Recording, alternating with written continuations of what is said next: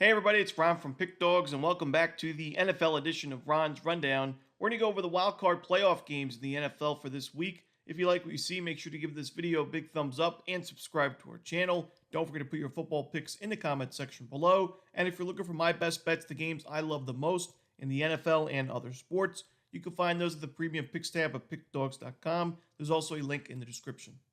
Alrighty, here we go. Here are the games for the wild card round in the playoffs. First up, the first game of the wild card weekend is going to be Saturday, 4:30 Eastern on CBS between the Chargers and the Texans. This one we see currently the Chargers as a 3-point favorite, 2.5-point favorite. Total is in the low 40s. Now the Chargers are quite the popular pick this week, and I think it's because the Texans kind of limped into the playoffs. This was a team that had a 5-1 start to the year. They were 6-2 as well. And then, you look at their end of the regular season, the injuries piled up. The offensive line really struggled. CJ Stroud also had a few not so great games.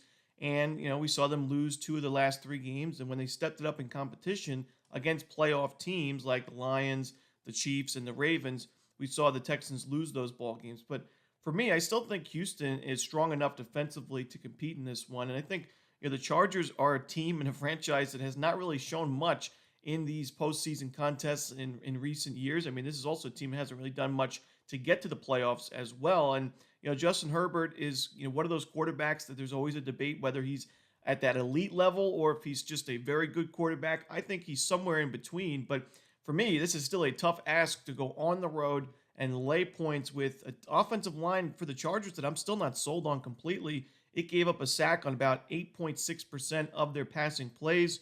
The defense for LA is stellar, but for me, the offense for the Chargers is so inconsistent. Yes, they ended the season on a three-game win streak, but they played, they had the nice win against the Broncos, but then the Patriots and Raiders, doesn't really tell us much. I'm going to go with the Texans here plus the points. I think at the very least they cover the spread, if not win this game outright. Next up, we have the Steelers and the Ravens, 8 p.m. Eastern on Prime Video on Saturday. The Ravens are a big favorite, and this one total right around 43 points. Now, I do expect Baltimore to advance in this one, but for me, I think the under could be the better play. We always hear about Lamar Jackson and Derrick Henry and this potent Ravens offense, and for good reason. I mean, it was one of the best offenses in the league this year, scoring 30 points per game, averaging over 400 yards per game. They move the ball against almost anybody. However, I think the defense also really, slid under the radar in the final, the last half of the season, really, because you look at the first half, this was a secondary that had a lot of injuries, and they were just underperforming in general, and they struggled quite a bit. They gave up a lot of passing yards and a lot of points, but down the stretch of the regular season, as the Ravens got healthier defensively, we saw them hold a lot of their opponents to under 200 passing yards. They continue to rack up the sacks. They had 54 by the end of the year. They were also still one of the best run defenses in the league, holding teams to under 4 yards per carry. So while I think Baltimore's offense is in a good place going into the playoffs, I think the defense is also in good shape as well. And you look at the Steelers, a team that lost its final four games of the regular season. Their defense definitely struggled, but their offense scored less than 20 points in all those games. The offensive line really struggled. The run game was inconsistent. I think Pittsburgh struggles to move the ball consistently in this one. I think we go under the number in Steelers Ravens. Next up, we have the Broncos and the Bills. This one is the first game on Sunday, 1 p.m. Eastern on CBS. And we're going to see the Bills as a big favorite at home. The total is in the high 40s.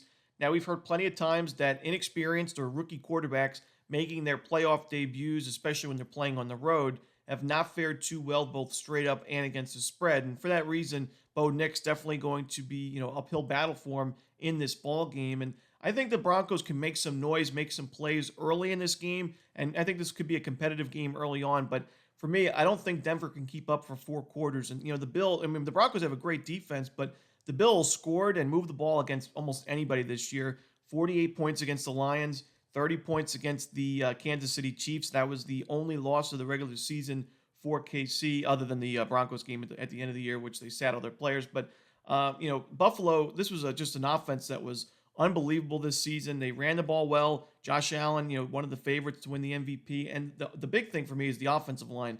I mean, this team only conceded 14 sacks all season long. Only less than 3% of their passing plays ended in a sack. I just, like I said, I don't think that the Broncos can find enough stops in this game to cover the spread in the end. So I'm going to go with the Bills and lay the points. Next up, we have the Green Bay Packers taking on the Philadelphia Eagles. The Eagles are a 5.5 point favorite. Total is in the mid 40s.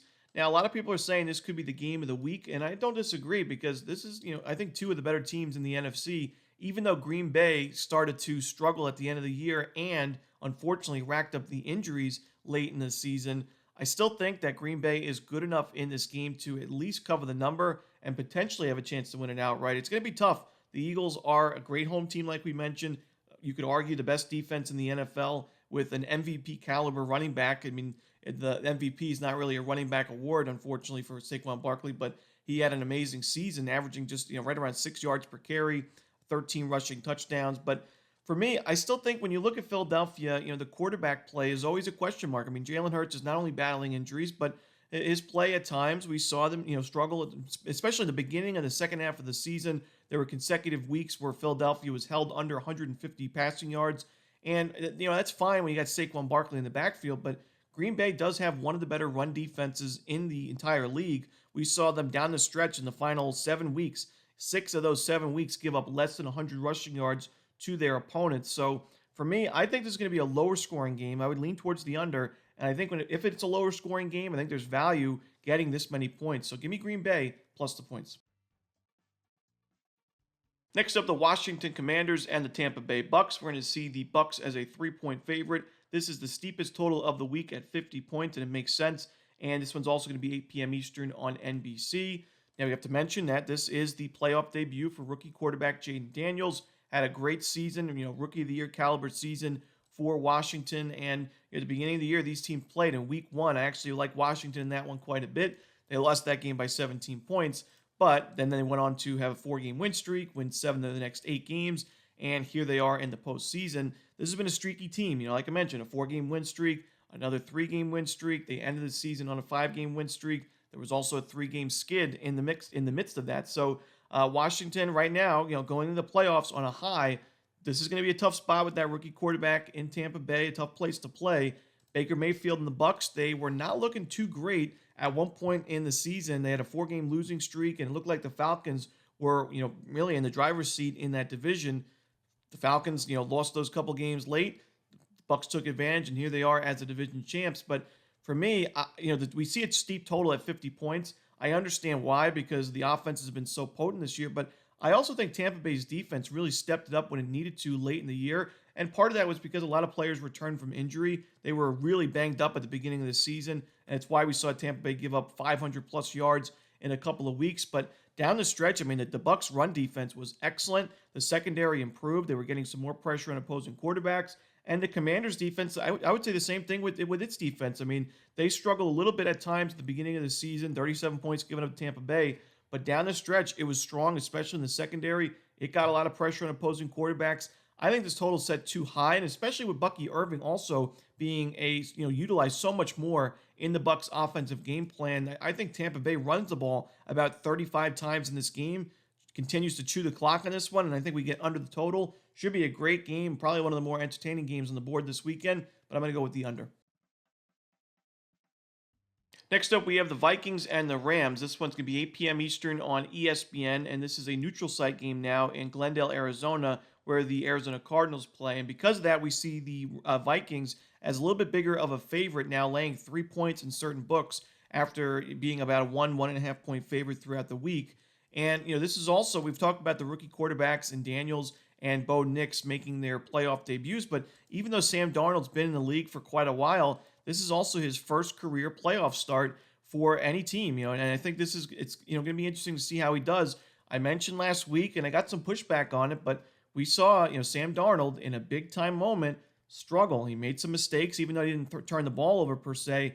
He was not great in that one. 18 of 41, 142 passing yards, and the Vikings got crushed 31-9 in a game that was going to decide who got the bye week, who won the division. It was a huge game, and now you see Darnold in another huge game here, win or go home. I think when you look at this Rams team, a team that I didn't necessarily love in the regular season, maybe I should have taken a look at them more because they kind of flew under the radar. They had a couple of nice win streaks, and not a lot of people are giving too much credit to LA or giving them too much of a chance to make a deep run in the NFC playoffs. But I mean, this is a team that defensively was very solid down the stretch. Maybe not so much at the beginning of the year, but improved as the season went along. The offensive line was one of the best in the NFC. You've got some talented receivers. You got a very experienced head coach and a very experienced quarterback in Matthew Stafford that knows how to go on these playoff runs.